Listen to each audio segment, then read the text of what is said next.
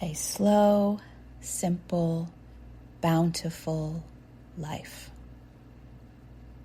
As I have endeavored to live a more slow and simple, beautiful, bountiful life without sacrificing abundance, I have noticed that it feels like healing from a sickness that this world has with speed and more, better, faster, now, with rush, rush, rush, hurry, hurry, hurry, achieve, achieve, achieve at all costs.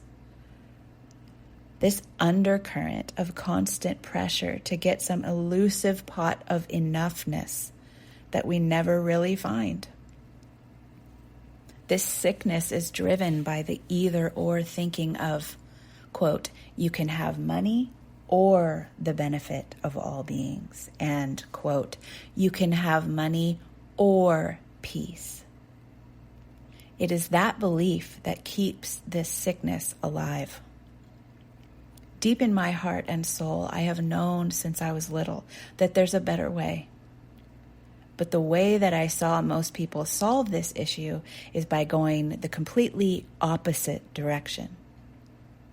Most people's solution and attempted way to heal that is to denounce money and any dreams they've had of a more abundant life, to blame money for all the world's ills and to live with as little of it as possible or resign themselves to not having more than they need just to survive. Because it's bad and it drives all this madness and it isn't what really matters. Of course, it's not what really matters. But that's not the solution. That is actually just a perfect replica of the problem in reverse. Because it is that same either-or thinking that drives people and corporations to create mass destruction for money over the health and well-being of our planet and our people.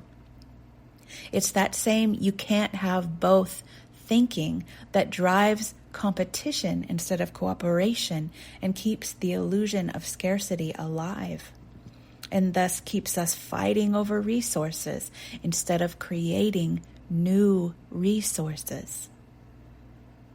It is a belief that you can either have money or peace and well-being that drives companies and people to do these things. If they believed they could have both, they'd find a way, and the way would then indeed be shown. And it is that same either-or belief that drives people to resign themselves to living with barely enough to get by, to give up on their dreams for their lives, because they believe they cannot have and do both. But just as in the opposite case, if they did believe they could have and do both, they'd find the way, and the way would indeed be shown. All that energy spent in survival on both sides of the coin here would then be channeled into new ways for all beings to thrive. The solution then is not to engage or totally disengage. The solution then is not to disown money and the material and then to go to the other end of the spectrum entirely. The solution is to create a new relationship with money and the material in all ways. And we do that by beginning to embrace the and both.